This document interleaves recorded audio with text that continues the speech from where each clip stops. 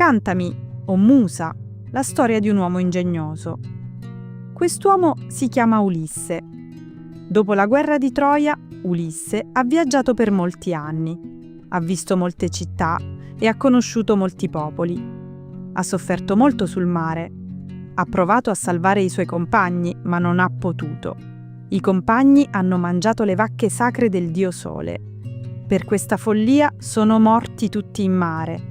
Ora tutti gli altri eroi sono a casa. Solo Ulisse non è ancora tornato. Una bella ninfa, Calipso, lo tiene sulla sua isola. Calipso vuole Ulisse come marito, ma Ulisse pensa solo a Itaca, la sua casa. Ogni giorno guarda il mare e piange. Quasi tutti gli dei hanno pietà di lui. Solo Poseidone, il dio del mare, è ancora arrabbiato. Perché? Ulisse ha accecato suo figlio, il ciclope Polifemo, ma in questi giorni Poseidone è lontano, in un paese straniero. Così gli altri dei si riuniscono sul monte Olimpo. Atena, la dea dagli occhi lucenti, parla ora a suo padre Zeus. «Padre», dice, «il mio cuore soffre per Ulisse. È solo su un'isola in mezzo al mare. Desidera solo una cosa, vedere il fumo della sua casa. Perché sei così duro con lui?» Zeus risponde: «Non ho dimenticato Ulisse. È l'uomo più saggio della terra, ma Poseidone è furioso per suo figlio. Ora però Poseidone non è qui. Questo è il momento giusto per aiutare Ulisse. Atena ha già un piano. Mandiamo il messaggero Hermes da Calipso. Lui porta il nostro ordine. Ulisse deve partire. Io invece vado a Itaca, dal figlio di Ulisse. Voglio dare coraggio al giovane Telemaco. Atena mette i suoi sandali d'oro. Con questi sandali vola come il vento, sopra terra e mare. Prende la sua grande lancia di bronzo. Scende dall'Olimpo e in un attimo è a Itaca. Prende la forma di un uomo, mente, un capitano straniero. Davanti alla casa di Ulisse c'è una scena triste. Molti uomini giovani e superbi sono seduti nel cortile. Sono i pretendenti. Vogliono sposare Penelope, la moglie di Ulisse. Tutti dicono: Ulisse è morto, non torna più. Ogni giorno entrano nella sua casa come padroni. Uccidono i suoi animali, bevono il suo vino, mangiano, giocano e ridono e non pagano niente. Telemaco, il figlio di Ulisse, è seduto in mezzo a loro. È triste e pensa a suo padre. Sogna: forse un giorno mio padre torna. Allora caccia via tutti questi uomini. All'improvviso Telemaco vede lo straniero alla porta. Nessun altro lo vede. Telemaco va subito da lui e gli prende la mano. «Benvenuto», dice. «Prima mangia, poi parliamo». Porta l'ospite a un tavolo lontano dai pretendenti. Una serva porta pane, carne e vino. Intanto i pretendenti finiscono di mangiare e vogliono musica. Il cantore Femio comincia a cantare per loro. Telemaco parla piano al suo ospite. «Vedi questi uomini? Mangiano la casa di un altro. E mio padre? Forse le sue ossa sono in fondo al mare. Ma dimmi, chi sei? Da dove vieni?» Atena risponde: «Sono Mente, un capitano del mare. Sono un vecchio amico della tua famiglia. E porto una notizia: tuo padre è vivo. È prigioniero su un'isola lontana. Ma tuo padre è un uomo pieno di idee.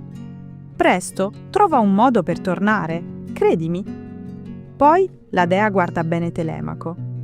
«Come sei simile a lui», dice. «La testa, gli occhi». Telemaco sospira. «Mia madre dice che sono figlio di Ulisse. Ma io non ho mai visto mio padre». Atena chiede: «E che festa è questa? Un matrimonio?» «Questi ospiti si comportano molto male». Telemaco spiega tutto. «Questi uomini vogliono sposare mia madre. Lei non dice sì e non dice no. Intanto loro divorano tutto quello che abbiamo». Gli occhi della dea diventano duri. «Ah, qui serve davvero Ulisse», dice. «Ma ascolta il mio consiglio, ragazzo. Domani mattina chiama tutti gli uomini di Itaca in assemblea. Davanti a tutti, di ai pretendenti di andare via. Poi prendi una nave con 20 rematori. Va a cercare notizie di tuo padre, prima a Pilo, dal vecchio re Nestore, poi a Sparta, dal re Menelao. Se tuo padre è vivo, aspetta ancora un anno. Se è morto, torna e prepara il suo funerale. Tu non sei più un bambino, Telemaco. È ora di essere forte e coraggioso come tuo padre. Le parole entrano nel cuore di Telemaco. Lui offre un bel regalo al suo ospite, ma lo straniero sorride. Me lo dai al mio ritorno? Poi succede una cosa incredibile. La dea vola via, veloce come un uccello. Telemaco capisce. Il suo ospite è un dio. Un coraggio nuovo cresce dentro di lui. Intanto Femio canta il triste ritorno degli eroi da Troia. Penelope sente la canzone dalla sua stanza.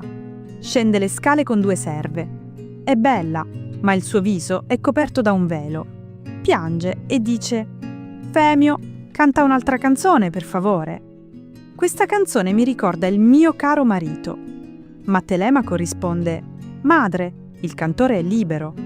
Ulisse non è l'unico eroe perso in mare. Torna nella tua stanza, al tuo lavoro. In questa casa ora comando io». Penelope guarda suo figlio, sorpresa. «Dov'è il ragazzo timido di ieri?» Sale in camera e piange per Ulisse. Poi Atena le manda un sonno dolce. Sotto, i pretendenti gridano e ridono nel buio.